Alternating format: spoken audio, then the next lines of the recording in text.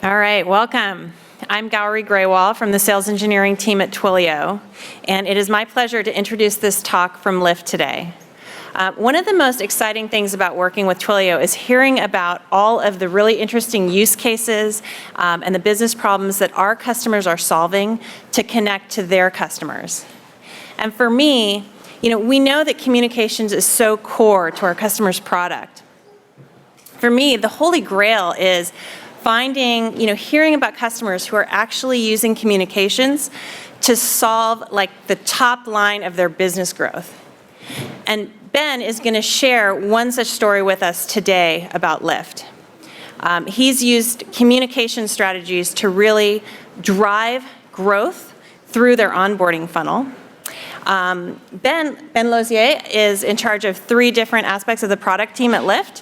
He has driver growth, which is the onboarding funnel, taking drivers from their initial interest in Lyft all the way through onboarding, starting their first ride and getting to the point where they've done about 100 rides. He also owns the rental program, which is the partnership with General Motors to actually provide cars to aspiring drivers.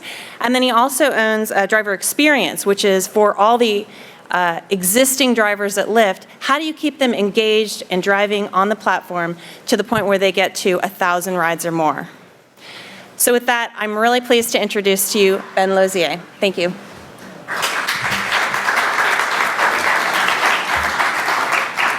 Hi guys, so my name is Ben Lauzier and I'm a growth product manager at Lyft. And today I'm going to be talking about how we've used communication to drive growth, and in particular how we've used it on the supply side of our marketplace, and how we've used a couple of key communication pillars to drive supply growth.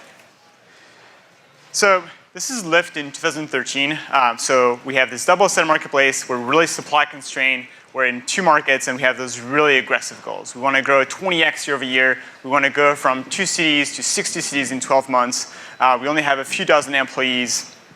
And I'll walk you through some of the how we've used communication to facilitate sort of driver onboarding in those flow, how it was in 2013, how we've evolved over time to reach what we have today.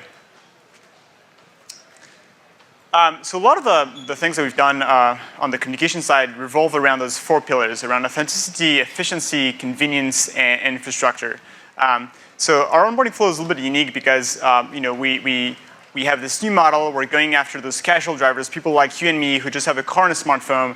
Those people are not necessarily comfortable with this idea of driving around as professional drivers and not as good as professional drivers with navigations and things like this. So there's a lot of sort of caveats and things that we've had to build around for this particular audience. So I'll walk you through those 4 communication pillars, how we've sort of facilitated user onboarding for the drivers, and how hopefully you can sort of use some of those for your own challenges. So the first one is authenticity. So again, back in 2013, we're bottleneck. We even have a wait list in San Francisco because we can't onboard enough drivers. And so the question is, okay, how do we solve this problem? How do we hit those really aggressive growth targets? And so the question is, the answer was authenticity. And that's authenticity in the sense of genuine, something that doesn't feel too corporate, basically. So the thinking was, okay, let's create this connection with our brand. This is how we want to differentiate. We want to be, we want to be the brand that treats driver better. We want to be your friend with a car. So how do we sort of capitalize on this and create communication that feels authentic and empower this to be kind of a growth lever for us? So this is the driver onboarding flow back then. So the flow is essentially you apply, you enter a bunch of information, you come to our office for a non-state interview, we collect a few documents, take a few photos, and then we run your DMV check and your background check, and then you're approved. And so the main bottleneck here is clearly Lyft. We can't hire fast enough. We can't have people come to our office. It's a huge burden for us. So the solution is what we called mentoring. So mentoring is essentially this idea of replacing a non-site interview with a mentor session. A mentor is a veteran driver.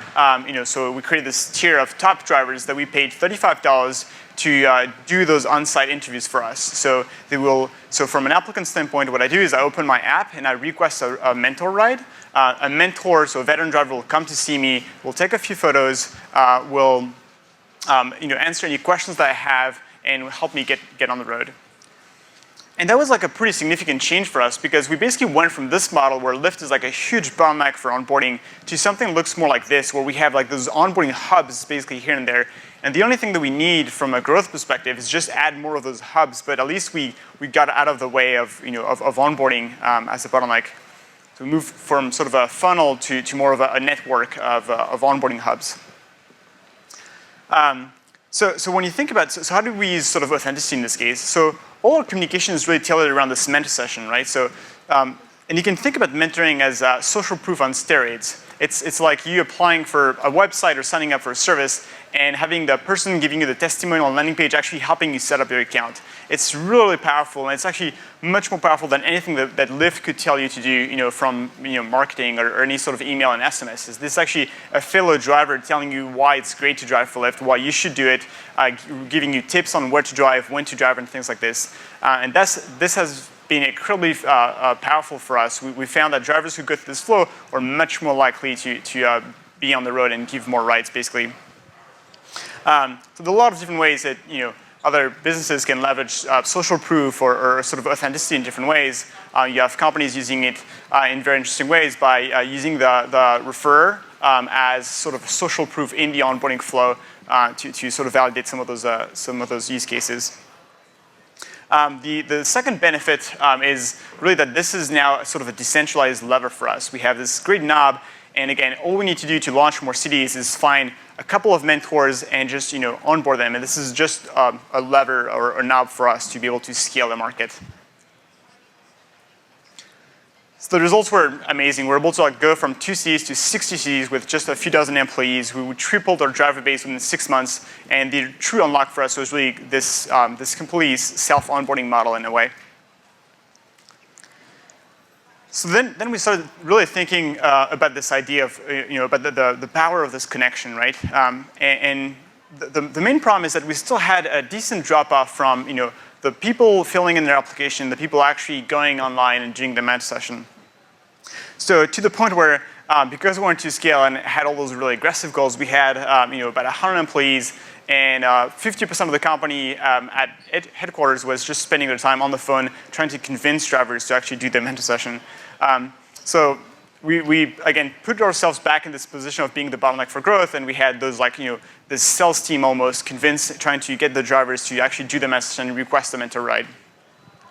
And this is where efficiency comes in. This is where we're like, okay, how do we have this really authentic approach, but how do we make it more efficient? How do we use communication as a sort of an efficiency lever? And the solution is what we call recruiting.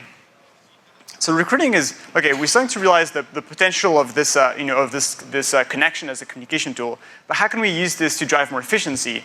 And the solution is we created yet another tier. We created another tier of drivers that we call recruiters. So recruiters are our top mentors, essentially. And the idea is to empower our top mentors to get $20 per person that they convince that they convert to do a mentor session, essentially. So this is what their dashboard looks like. So they have a recruiting dashboard. So I'm a Lyft driver. I'm a top Lyft driver, and I have access to this dashboard when I'm promoted to being a recruiter. So all this dashboard is powered by Twilio. You can see that I can add a lead. The leads appear in my dashboard. I can text them. I can call them. I can email them. And again, with Twilio, we can keep track of who has called whom, and this is how we track sort of payouts. And what's interesting is that, again, by having this this decentralized model, those recruiters were better than our team of trained salespeople, essentially. And again, this goes back to the sort of the power of authenticity. Even though we have less control over the messaging here, this message coming from a driver is so much more powerful than anything our marketing team could come up with.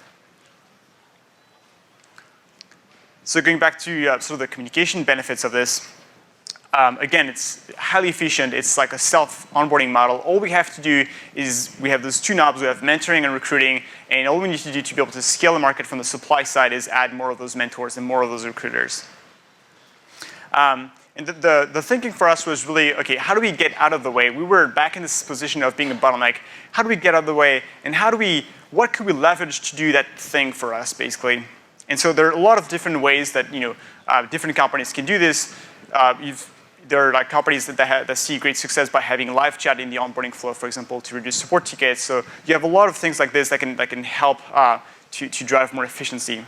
The second sort of benefit is multi-channel. So we didn't have to deal with like all the different touch points and do like complex A/B tests to figure out what would work best. We had those recruiters, and those guys were going to hustle to convince those drivers to do the mentor sessions. They were going to text them after hours. They were going to find the right channel for each applicant to convince them to do the mentor session. And our job is, again, we're completely out of the way, and our only job is to provide them with the tools that they need, the communication tools that they need to convert those guys.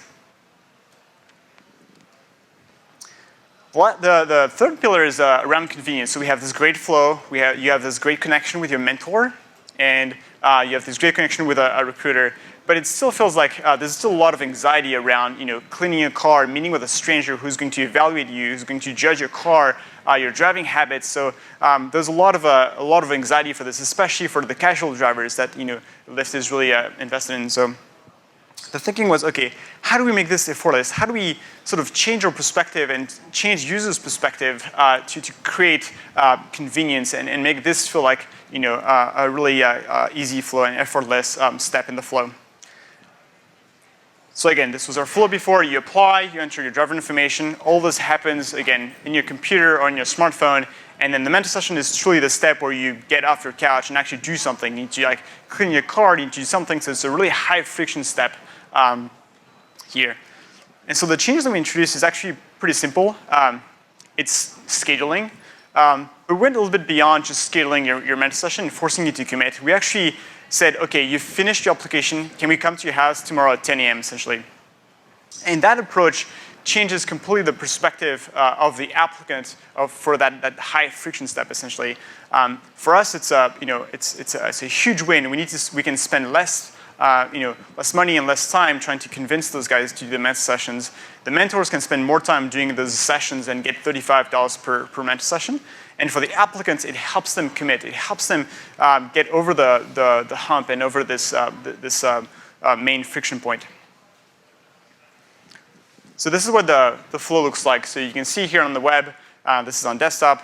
You verify your phone number, you enter your vehicle information, your driver information, and then finally you reach the step where we have your address already, and we tell like, hey, great, thank you so much for finishing your application. Can we come to your house tomorrow at 10 a.m.? And obviously you can change the time, but we've completely changed this whole step from like, hey, okay, when you're ready, clean your car, call us, tap this button, request a ride, someone is going to come to, hey, just click this button and then everything will be right. So we help users sort of commit, and we create this notion of convenience in this flow.